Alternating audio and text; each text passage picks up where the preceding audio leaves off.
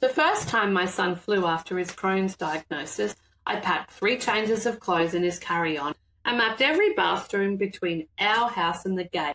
And I'd do it exactly the same way today, because that preparation gave him the confidence to actually get on the plane. Hi, I'm Kate, and today we're talking about traveling with Crohn, specifically the unglamorous but absolutely essential prep work that makes a difference between cancelling your trip and actually enjoying it. This matters because travel anxiety is real, and most of the advice out there focuses on what to do when you're already at the airport in crisis mode, when the real game is won or lost in the 72 hours before you leave home. Look, I've lived both sides of this.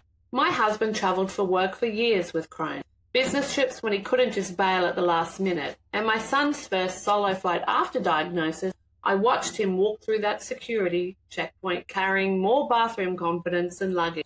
And it wasn't luck, it was actually planning. Now, the fear is legitimate. You're thinking, what if I need the bathroom during takeoff when you can't get up? What if there's a turbulence and the seatbelt sign stays on? What if the airplane bathroom is occupied and there's a line? What if I have an accident in my seat? These aren't dramatic what ifs. These are the thoughts that make people with Crohn's cancel trips, miss family events, and turn down opportunities. And here's what I've learned as both a natural therapist and a mum of a Crohn's sufferer. The anxiety itself can trigger symptoms, which means managing your nervous system is as important as managing your bowel. Here's what most people get wrong. They think travel prep means packing Imodium and hoping for the best on the day. That's not preparation.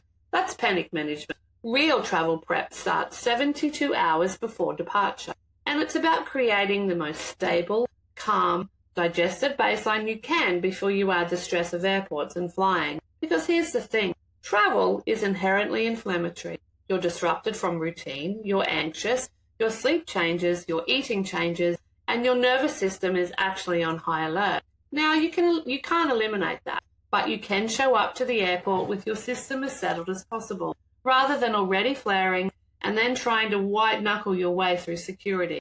The goal isn't to be symptom-free. The goal is to be prepared enough that symptoms don't derail you, and that's a massive difference. And this isn't about being precious or high maintenance. My husband flew monthly for work. My son backpacked through Europe. This is about being strategic so you can actually live your life. Okay, let's get practical. This is the system we use, built from 2 decades of family travel with Crohn. Okay, step 1. The 72-hour digestive reset. 3 days before you fly, you're going into what I call maintenance mode. This is not the time to try new restaurants, eat wedding buffet food, or have one last hurrah meal. You're eating the most boring, safe, familiar foods in your rotation. For my son, that meant plain chicken, white rice, cooked carrots for 3 days.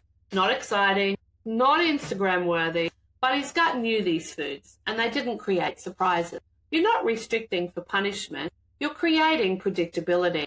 Also, during these 72 hours, no alcohol, even if you normally tolerate it. Alcohol disrupts sleep, increases gut permeability, and adds a variable you don't need. And sleep matters more than people realize. Late nights before travel mean elevated cortisol, which means more gut activity. Boring is your friend here. Step 2. Strategic bathroom mapping. This sounds obsessive until you do it once, and then you realize it's actually freedom. Before my son's first flight, we literally drove the route to the airport and noted every bath. We arrived at the airport 2 hours early, not because security takes that long, but because we wanted zero time pressure.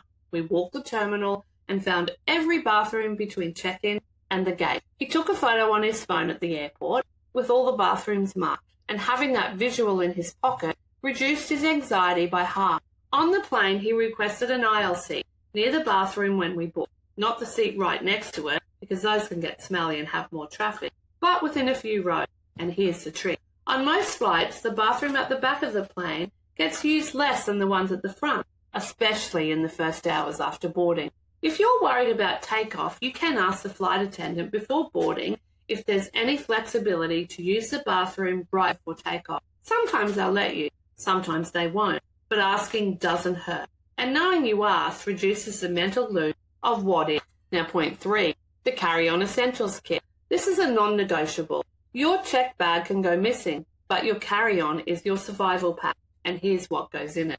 A complete change of clothes, including underwear and socks, in a Ziploc bag, not stuffed in the bottom of your bag in an accessible outer pocket where you can grab it in 30 seconds if needed. Wet wipes, the good ones, not the flimsy airport bathroom ones. A pack of disposable underwear if that gives you peace of mind. A small bottle of body spray or perfume because feeling fresh helps you reset mentally. 2 plastic bags, one for soiled clothes if needed, one as a backup. You don't want to be trying to find a bag in a tiny airplane bathroom while people are knocking on the door.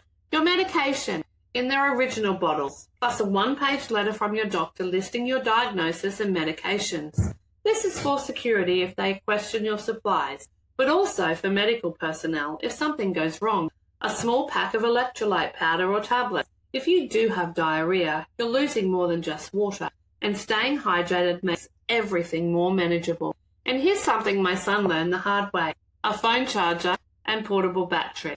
If your phone dies, you lose your boarding pass, your bathroom mat, your ability to contact anyone, so keep your phone charged. Step 4, day of eating strategy. The morning of your flight, eat something. Don't fly on an empty stomach thinking that'll prevent bathroom needs. It often backfires because low blood sugar increases anxiety, which triggers gut symptoms. Eat a small, safe breakfast at least 2 hours before you need to leave for the airport. For my son, that was white toast with a bit of honey. For my husband, it was plain scrambled eggs. Whatever your safest option is. Now this is scary. Avoid coffee if you're anxious, even if you're normally fine with it. Caffeine plus adrenaline is a gut disaster for a lot of people. Once you're through security, don't eat airport food unless you're on a long travel day and genuinely need fuel.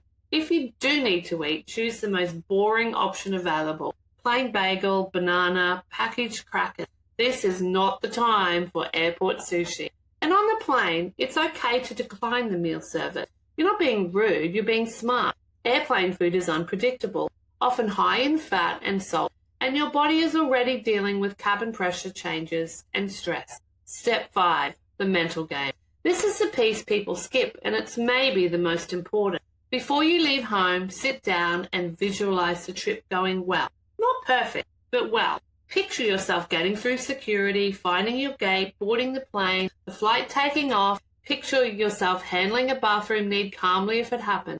This isn't woo-woo nonsense. This is a nervous system preparation. When your brain has a mental map of things going okay, you're less likely to spiral into panic mode at the first hiccup. And here's what I told my son, and what I'll tell you. Having an urgent bathroom need on a plane isn't the end of the world. Sure, it's uncomfortable, it's stressful, but it's manageable. People have bathroom emergencies on plane all the time.